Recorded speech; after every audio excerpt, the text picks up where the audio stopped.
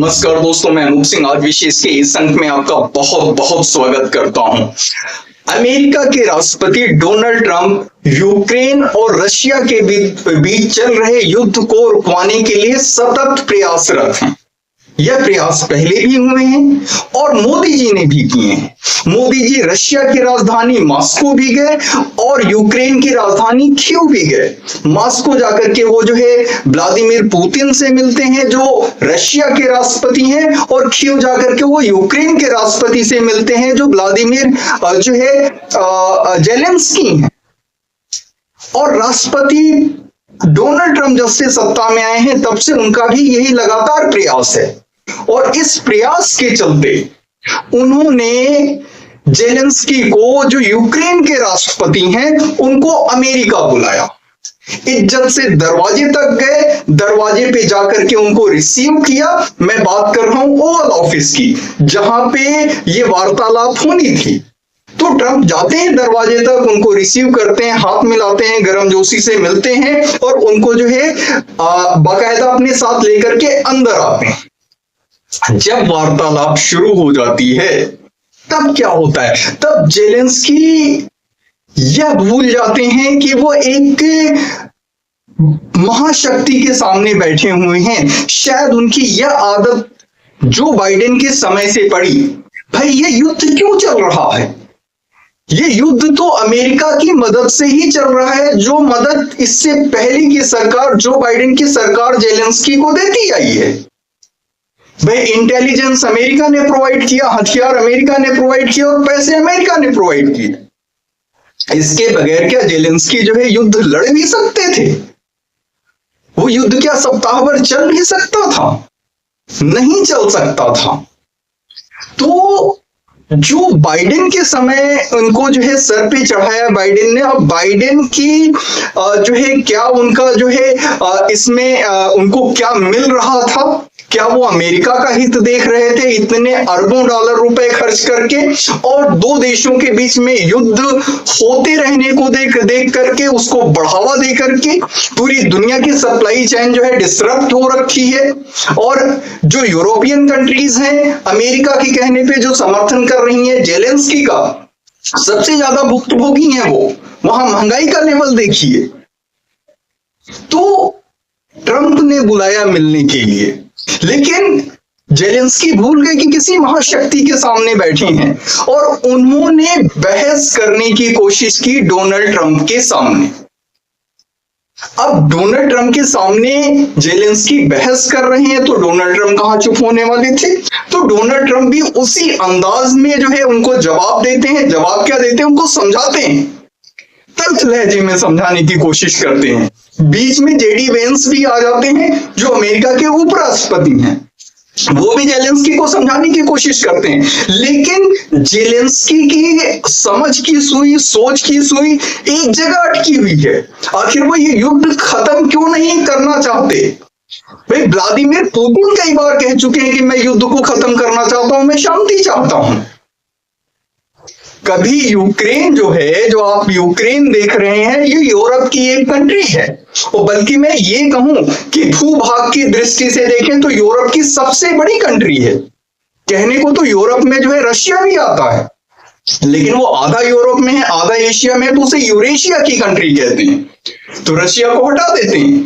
तो European union में जितनी भी कंट्रीज हैं उनमें भूभाग के हिसाब से सबसे बड़ी कंट्री वो यूक्रेन ही है।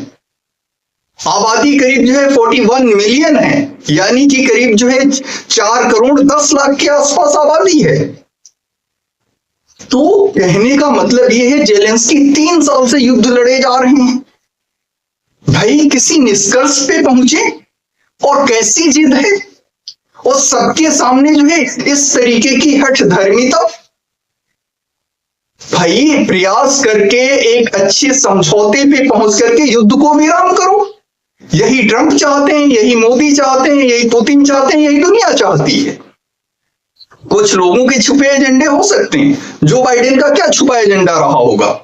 भाई जो कोल्ड वॉर चल रही थी दो महाशक्तियों के बीच में, रशिया और यूएसएसआर और अमेरिका के बीच में। रशिया पहले यूएसएसआर था, United states of Soviet Republic, उस समय यूएसएसआर का पार्ट ही था ये यूक्रेन। लेकिन 1991 में जब यूएसएसआर का डिसइंटीग्रेशन होता है तो बहुत सी कंट्रीज जो है उस अम्ब्रेला से निकल जाती हैं जो यूएसएसआर के अंडर में होता है, और वो अलग देश के रूप में स्थापित होते हैं, उसमें यूक्रेन भी है। अब जो है जेलेंस्की की ये जिद कि वो जो है यूरोपियन यूनियन में तो ऑलरेडी है, वो नेटो में शामिल होना चाहते हैं, और अमेरिका जो है अभी तक जो उसकी नीति रही है ट्रम्प से पहले की, तो वो अमेरिका कॉम्पिटिटर कह लें या एनिमी कह लें, वो रशिया को इस तरीके से देखते आया है। तो रशिया क्यों कर चाहेगा कि अपने दरवाजे तक जो उसकी नेबरिंग कंट्री यूक्रेन है वहां उसके सर पे बैठ के उसके दरवाजे तक नेटो फोर्सेस आ जाएं। तो रशिया इसके विरुद्ध था कि जो है यूक्रेन को नेटो में शामिल होना चाहिए।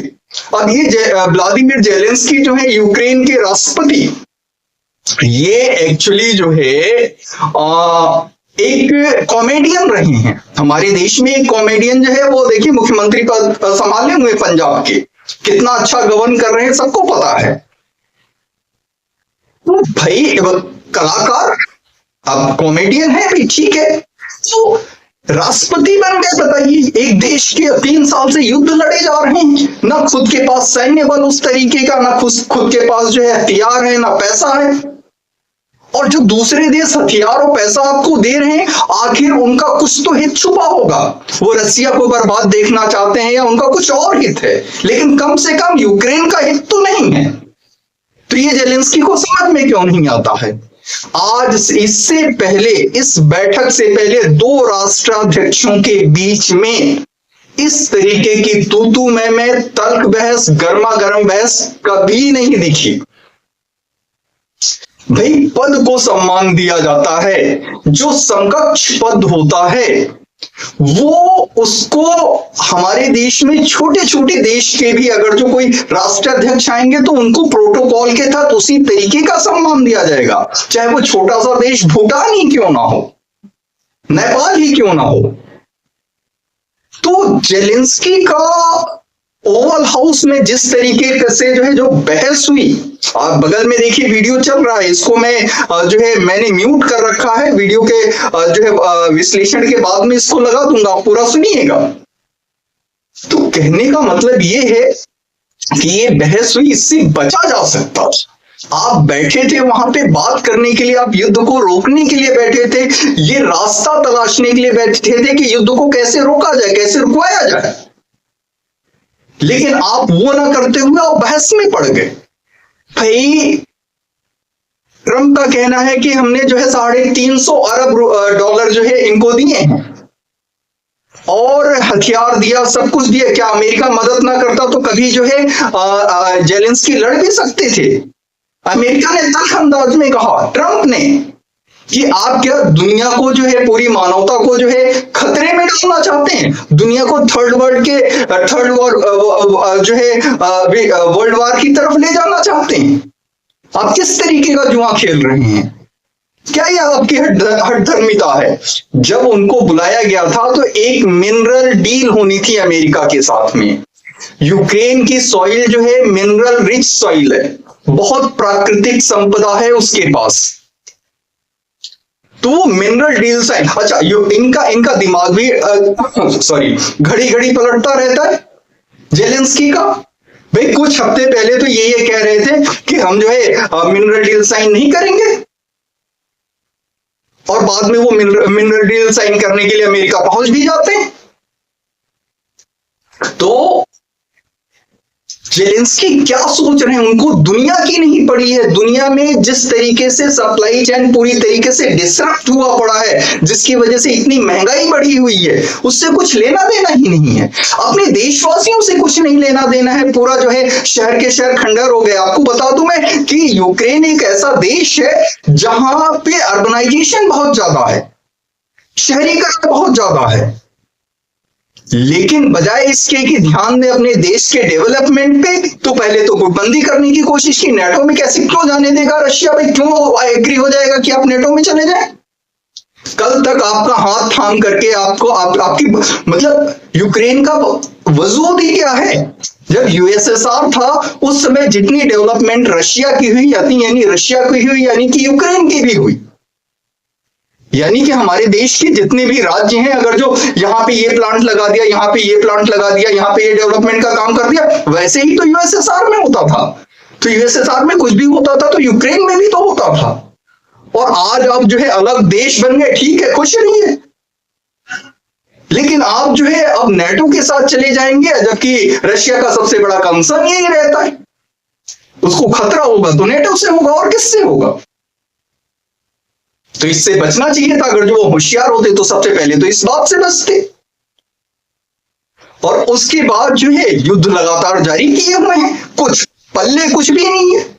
हासिल क्या करना चाहते हैं? देश के लोगों की परवाह नहीं, दुनिया के लोगों की परेशानियों की परवाह नहीं है।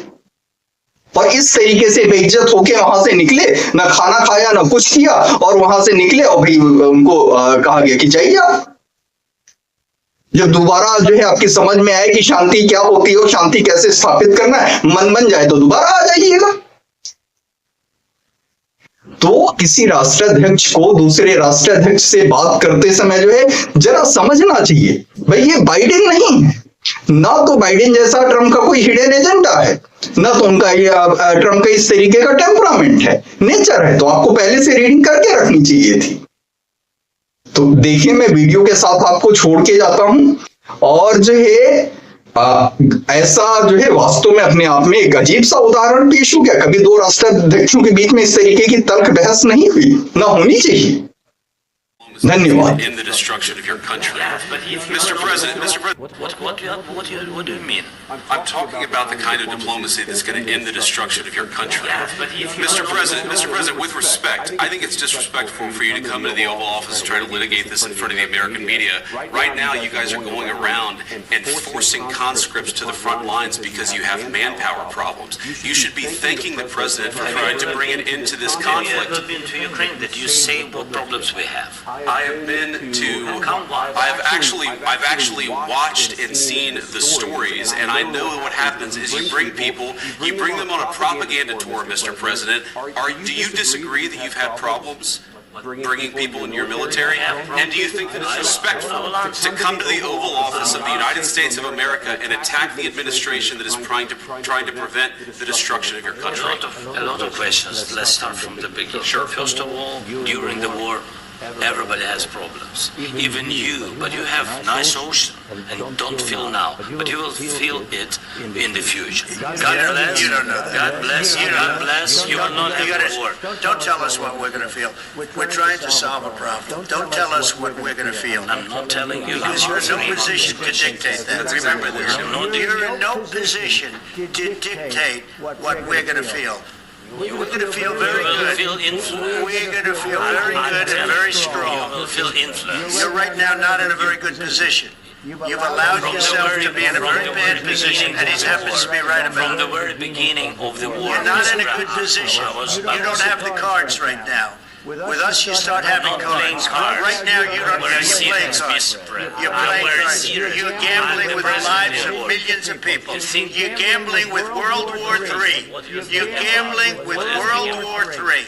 And what you're doing is very disrespectful to the country, this country. That's back to you. Far more than a lot of people said they should have. Have you said thank you once in this entire meeting? No, in this entire meeting, have you said thank you? You went to Pennsylvania and campaigned for the opposition in October. Offer some words of appreciation for the United States of America and the president who's trying to save your country. Please, you think that if you will speak very loudly about the war, He's not speaking loudly. He's not speaking loudly. Your country's in big trouble. Wait a minute. No, you've done a lot of talking. Your country is in big trouble. I know. You're not winning. You're not winning this. You have a damn good chance of coming out okay because of Mr. us. President, we are staying in our country, staying strong. From the very beginning of the war, we've been alone, and we are thankful. I said thanks You haven't in been this alone. cabinet. You haven't Not been only alone. in this We cabinet. gave you I the said stupid thanks. president president $350 billion. We and gave for you your military president, equipment, you and you men are brave, but they had to use our military. What about If West? you didn't have You our invited military me. equipment, You invited if me. you didn't have our military equipment, this war would have been over in 2 weeks. In 3 Okay? days, I heard it from Putin. In 3 days, this is something Maybe new. less. In 2 weeks, of course, yes. It's going to be a very hard thing to do business like this, I tell you. Just say thank you. I said a lot of Except times, that say there, it except to American that, except that people. there are disagreements, and let's go litigate those disagreements rather than trying to fight it out in the American media when you're wrong. We know that you're wrong. But you see, I think it's good for the American people to see what's going on. I understand. I think it's very important. That's why I kept this going so long. You have to be thankful. You don't have the cards. You're buried there. Your people are dying. You're running low on soldiers. Listen, you're running low on soldiers. It would be a damn good thing. And then you tell us, I don't want a ceasefire. I don't want a ceasefire. I want to go, and I want this. Look. If you could get a ceasefire right now, I tell you, you'd take it so the bullets stop flying and your men stop getting Of killed. course, we want to stop the war, but You I say you don't want a but I said to ceasefire. you, I want a with ceasefire guarantees. because you get a ceasefire faster than an agreement. Ask our people about ceasefire, what they think. That wasn't Doesn't with matter me. for you what That wasn't they with think. me. That was with a guy named Biden who was not a smart person. That was with Obama. It was your president. Excuse me. That was with Obama, who gave you sheets, and I gave you javelins. Yes. I gave you the javelins to take out all those tanks. Obama gave you sheets. In fact, the statement is Obama gave sheets and Trump gave javelins. You got to be more thankful. Because let me tell you, you don't have the cards.